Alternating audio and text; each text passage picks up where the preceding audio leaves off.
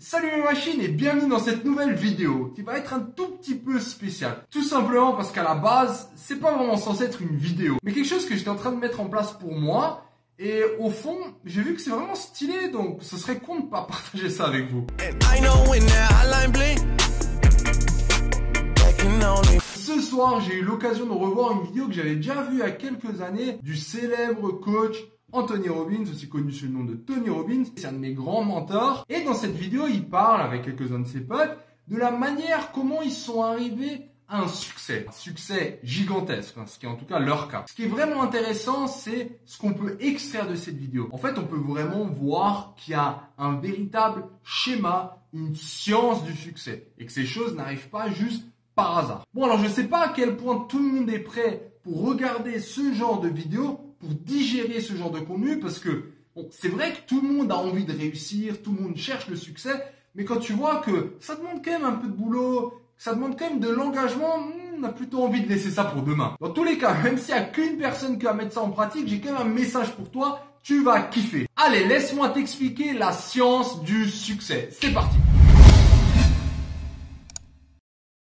On n'est peut-être pas familier avec la science du succès, en tout cas on connaît beaucoup la science de l'échec. Alors si c'est pas encore clair, cette science du succès s'applique vraiment à tout. Ça peut être pour jouer un instrument, ça peut être pour faire un sport, danse, foot, bref, tout ce que tu peux t'imaginer. C'est vraiment une science de manière générale. Supposons que comme beaucoup de personnes, quand tu es petit, on te dit que tu es nul en maths. Tout le monde le dit, donc toi, forcément ta croyance initiale, ça va être bon, moi je suis pas fait pour ça. Si je résume avec un dessin, on a une croyance négative que voici. Cette croyance va faire en sorte que du coup, on n'y croit pas, donc on va puiser très peu dans notre potentiel. Si on puise peu dans notre potentiel, est-ce qu'on sera motivé à faire beaucoup de choses, à se donner les moyens et à agir? Non!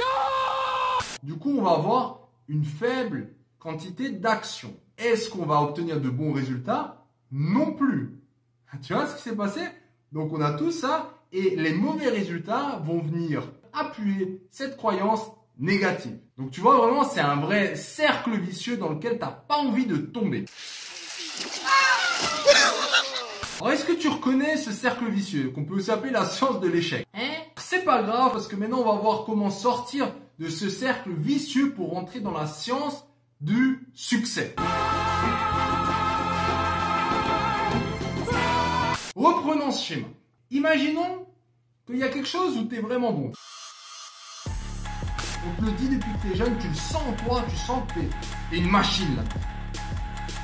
Cette croyance très très forte, elle va quoi? Quand tu seras face à un problème, tu vas vraiment puiser le plus possible dans ton potentiel.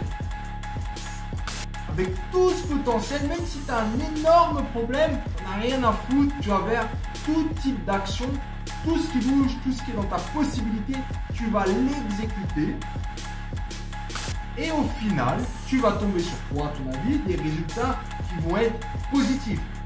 Parce que tu auras taffé comme un fou et tu vas arriver à tes fins. Donc ils vont venir justifier ta croyance que tu es une véritable machine. Tu vois à quel point maintenant, quand on est bon, on a tendance à devenir meilleur et quand on est mauvais, on a tendance à devenir pire.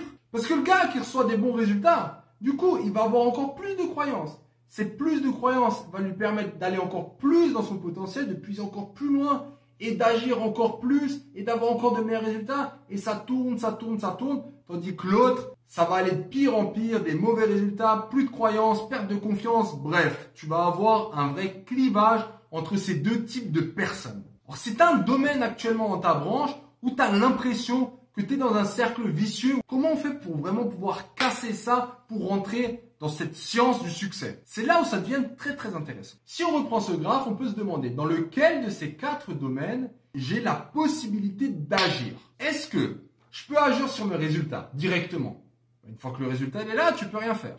Est-ce que tu peux agir sur ton potentiel? Ton potentiel, c'est ton potentiel, hein. Tu peux rien changer non plus.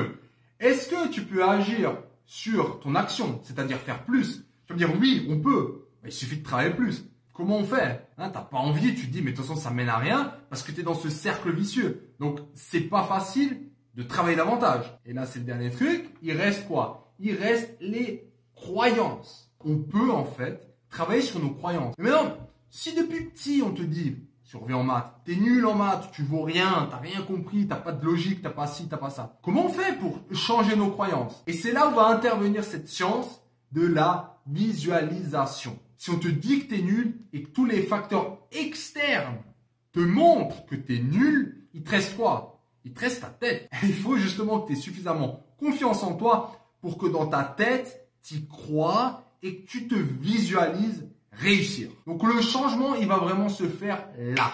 Si tu arrives déjà à te mettre dans un état où tu es sûr de toi, tu dois te replonger vraiment dans un état de confiance en soi. Alors, tu peux mettre de la musique, tu peux faire le sport. Quand tu es dans un état de confiance pure, tu peux commencer à t'imaginer, à visualiser des résultats que tu obtiens.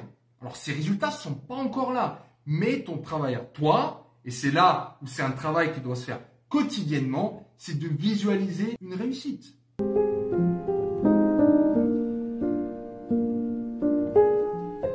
C'est comme si tu la vivais déjà. Dans ta tête, en tout cas, tu la vis, tu vas te projeter. Et ça me fait vraiment penser à ce que Jim Carrey dit. Tu verras, c'est pas qu'un comédien, ce gars. Tu vas utiliser pas tes yeux comme des récepteurs, mais comme des projecteurs. Tu vas vraiment te projeter un succès. Ce qui va se passer, c'est que tranquillement, nos croyances vont commencer à changer. On va avoir un peu plus d'estime de soi. On va y croire. Commencer à y croire. À partir de là, quand il s'agit de faire quelque chose, de se donner à fond, on va l'épuiser plus de notre potentiel. Ce qui va entraîner plus d'action. Et là, tu vois qu'a priori, on peut s'attendre à de meilleurs résultats. Et on arrive à commencer à faire tourner cette roue. Alors au début, elle peut être doucement, mais en tout cas, tu vas voir qu'après, c'est quelque chose qui va commencer à prendre de la vitesse et ça va aller de plus en plus vite. Voici pour la science du succès. Alors, ça peut peut-être te paraître simple. Tu verras que c'est pas si facile que ça à mettre en place tous les jours. Parce qu'il faut vraiment une discipline hardcore. Tout d'abord, tu dois savoir qu'est-ce que tu veux. Donc déjà, il faut être au point au niveau de ses objectifs. Souvent, on est là, on ne sait même pas vraiment ce qu'on veut dans la vie et comment on va le visualiser. Il faut avoir des belles images, des trucs qui nous motivent et qui nous donnent envie de visualiser tous les jours. Oui, tous les jours. Je vais prendre un calendrier et je vais cocher tous les jours. Tous les jours, il faut qu'il y ait une croix rouge sur ce calendrier pour que, à la fin de 30, 40, 50, 60, 100 jours, je vois les résultats. Alors, ce qui est très intéressant pour moi, c'est que je vais vraiment prendre cette vidéo comme élément déclencheur du processus. À partir de là, je pourrais voir où j'en serai au niveau de l'objectif. Et surtout, si toutes ces croix sont cochées sur le calendrier. Parce que ça, c'est le grand objectif, de garder cette discipline, même parce qu'il y a des jours où on n'a peut-être pas le temps, où on n'a peut-être pas l'envie, on n'est peut-être pas dans l'état, mais il va falloir le faire. Voilà pour cette vidéo un tout petit peu spéciale. Alors, si c'est la première fois pour toi que tu es confronté face à du développement personnel, j'espère que ça aura éveillé une part de curiosité en toi. Tu verras que c'est vraiment quelque chose de très utile. Dans tous les cas, j'espère que cette vidéo t'aura plu. Pousse-moi vers le haut, partage-la auprès de tes potes ou de ta famille si tu sens que ça peut leur faire du bien. Abonne-toi à la chaîne pour plus de vidéos délire et aussi de développement. Reste au top ma machine. À bientôt. Juste encore préciser que cette formule ne s'applique pas uniquement au cours. Tu peux l'utiliser pour changer tes habitudes alimentaires, pour commencer à faire du sport, pour commencer à faire tes devoirs, pour enchaîner les soirées. Ah bah, faut les tenir les 4 soirées.